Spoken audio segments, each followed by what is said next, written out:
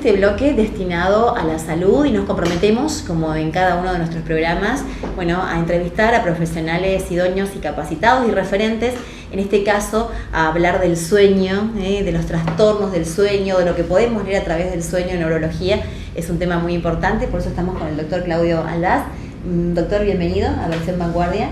Muchísimas gracias por abrirnos las puertas de este instituto que realmente, bueno, no conocía, quedé asombrada, no solamente por la infraestructura, sino por las distintas especialidades que abarca y que tenemos posibilidades a través del sueño, de poder conocer. ¿Cómo es esto de haber incorporado usted y bueno, haberse metido de lleno al estudio del sueño de una persona? Sí, la medicina del sueño en sí tiene 25, 30 años de historia, no mucho más que eso. Arrancaron las primeras investigaciones en los años 70, porque lo previo era solo investigación básica, investigación de funciones del cerebro en el sueño, pero no investigación clínica, en donde uno iba a tener un paciente investigando. Era solamente ver la fisiología del sueño, ese tipo de cosas. Lo que pasa es que uno, pero dice, a ver, dormí bien, dormí mal, es como que, bueno, después lo lleva a la rutina de su vida, pero no tiene en cuenta que hay que prestar atención a esa parte, ¿no? Durante mucho tiempo, es decir, como que no le dimos un lugar al sueño, como que era parte de la vida, como que era parte de la medicina también. Por eso que siempre la medicina se ocupó del hombre despierto, claro, no del hombre mientras duerme. Tal cual. Entonces nosotros, yo me acuerdo, en mis años de trabajo en Francia, decíamos eso, que nos ocupábamos de nuestro trabajo, empezaba cuando se apagaban las luces del hospital. Cuando todo el mundo se iba del hospital, llegaban nuestros pacientes, claro, que llegaban a ser estudiados, investigados durante la noche, durante el sueño, como que vivíamos a contramano, ¿no? Claro. Entonces, a partir de ahí surgen todas las investigaciones ya clínicas con el paciente, viendo a ver, de dividir, de clasificar, bueno, qué disturbios puede haber durante la noche, qué cosas pueden ocurrirle a esas personas durante el día como consecuencia de su mal dormir. Entonces empezaron a armar distintos cuadros clínicos.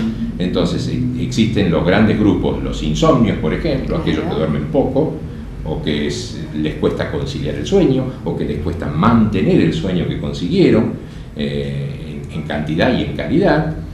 Aquellos que duermen mucho, porque duermen muchas horas durante la noche, demasiadas, como que tienen siempre hambre de sueño, y que por supuesto después tienen sueño en el día, se adormecen, pelean con el sueño, al manejar, al conducir. Claro. Después está el otro gran grupo que son las llamadas parasomnias, son esos eventos extraños que pueden ocurrir durante la noche, esas cosas raras que tiene el sueño, que muchas veces mueven la risa, que entran en anecdotario.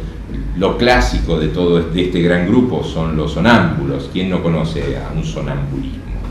Es decir, todos esos eventos extraños, despertares a medias, despertares sin plena conciencia. Qué fascinante esto que me está diciendo, doctor, porque estudiar todo esto que evidentemente denota que está pasando en nuestro cuerpo, en nuestra mente primero, que domina un poco y maneja nuestras emociones y estímulos, y después, bueno, que a través de esto podamos leer también qué nos puede provocar en nuestro cuerpo, porque acá, ¿qué pacientes vienen? O sea, ¿por algún problema físico? ¿Vienen porque realmente tienen algún tipo de estos problemas que usted dice? ¿Cómo a ver qué hay un paciente? A ver, motivos de consulta. ¿Motivos de consulta cuáles son? Uno de los más comunes es no duermo mal, duermo poco. Otro... Para lo que muchos toman pastillas, y esa es la más rápida, ¿no? Por ejemplo. Sí. Otro muy frecuente, mi marido ronca. O mi marido ronca y corta su respiración mientras duerme, las apneas de sueño, que ahora ya todo el mundo es una palabra muy conocida, por suerte, sí. Muy comúnmente la gente ya viene y dice, tiene apneas, claro, ya leyó todo. Bien, después, otro motivo de consulta puede ser aquel que dice, vengo porque no sé qué me pasa, que duermo de noche, pero del día me duermo ante cada situación de pasividad. Ya tengo miedo al conducir, o estoy sentado en mi oficina y me duermo frente al escritorio, me cuesta concentrarme, algo está pasando con mi dormir. Otro motivo de consulta que puede haber es, me muevo mucho durante la noche, pateo, desarmo las sábanas, dice mi esposo que me muevo mucho.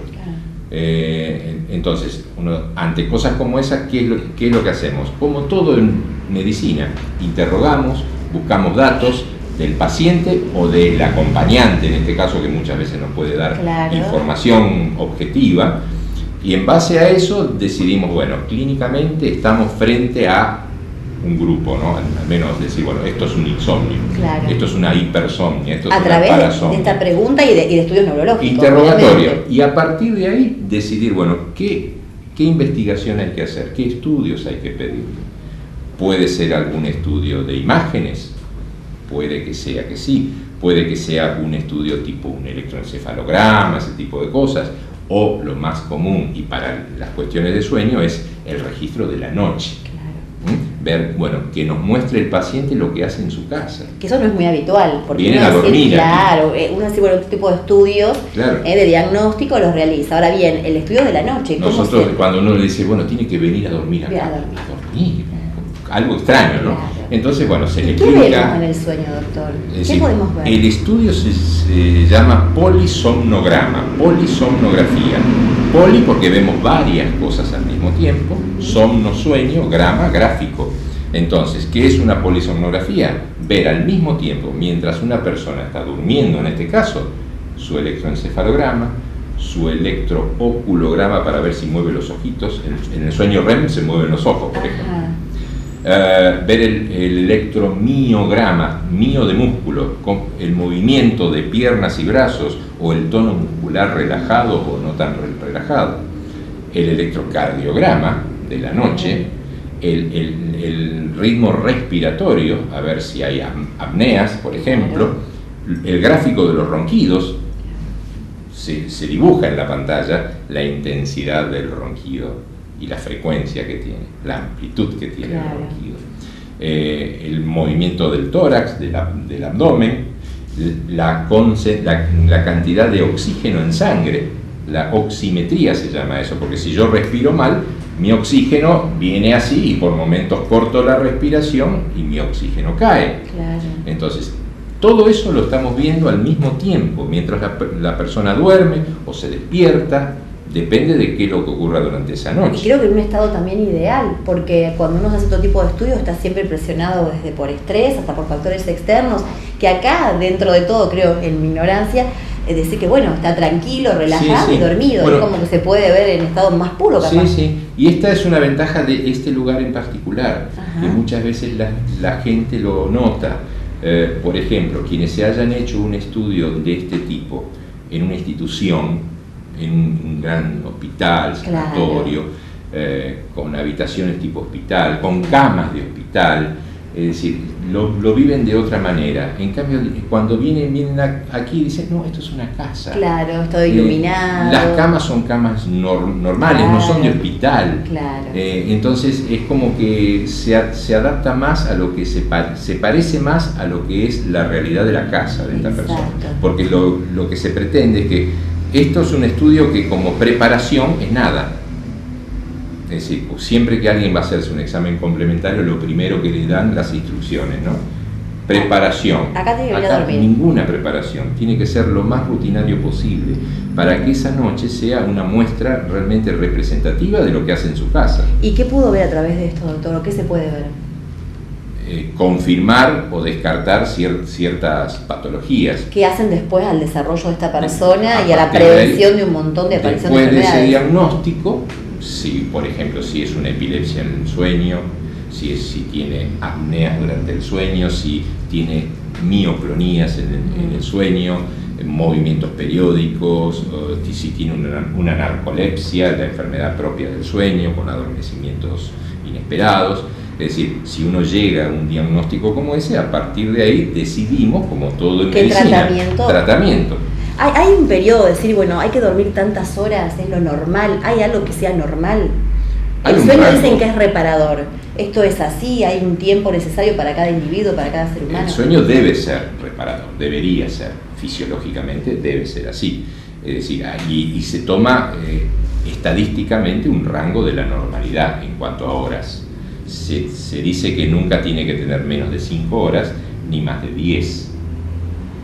Números arbitrarios, ¿no? Pero bueno, para tener una referencia. una referencia. Hay gente que a lo mejor está durmiendo 8 horas y uno dice duerme bien, pero no descansa. Pero tiene sueño durante el día, entonces uno dice, algo está ocurriendo con sus 8 horas de sueño. Entonces creo que hay que aprender en estos términos de la medicina del sueño que el interrogatorio es quizás nuestra herramienta más importante. Hay cosas en medicina o especialidades médicas en donde el examen físico con el paciente aporta mucho dato. Seguro. Acá nos aporta casi nada el examen físico, alguna información mínima. En general todo pasa por el interrogatorio, en la consulta, interrogar. Con todos esos datos clínicos decidir qué exámenes complementarios hacer. Para nosotros quizás el más importante, el que le llamamos el gold standard, es la polisomnografía, que es el de la noche. A veces se hace durante el día, porque hay que chequear a ese paciente cómo es su sueño durante el día. Se le hacen una serie de test cada 2 horas, viendo a ver qué facilidad tiene para conciliar el sueño, si tiene hambre de sueño o no. Sí, en realidad la neurología nos abre, y las neurociencias, ¿no? Un abanico tan amplio y es saber que es tan importante, ¿no? Manejar un poco esto, ¿no? La parte neurológica, y creo que una etapa interesante y primordial es tratar el sueño, que es fundamental. Vamos a extendernos quizás el próximo año en diferentes temas, porque tengo un montón de cosas para preguntarles de diferentes patologías, y bueno, haciéndolo con un profesional que se ha capacitado por el mundo, doctor. Realmente es un orgullo poder decir esto, ¿no? Porque creo que para cada especialidad es interesante primero recorrer, saber de qué se trata, para después poder plasmarlo a la gente. Sí, en ese aspecto creo tener un sustento de experiencia, de muchos años de dedicación en estos temas que me permiten manejarme con soltura. Claro. Por lo menos en esta área, ¿no? En esta área que no es menor. Así que bueno, le agradecemos mucho a la gente, por supuesto, que lo invitamos ante cualquier duda o consulta, que hoy existe esta posibilidad. Creo que son estas posibilidades que nos abren las neurociencias también, de poder conocer un poco la estabilización del ser humano. Y bueno, cada cual es individual, así que esto de la consulta es fundamental, y después vamos a estar tratando en otro ciclo por ahí problemas puntuales, para que la gente realmente sienta cada cual su problema en forma individual, ¿sí? ¿Cómo no? Bueno, un gusto, muchas Igualmente. gracias.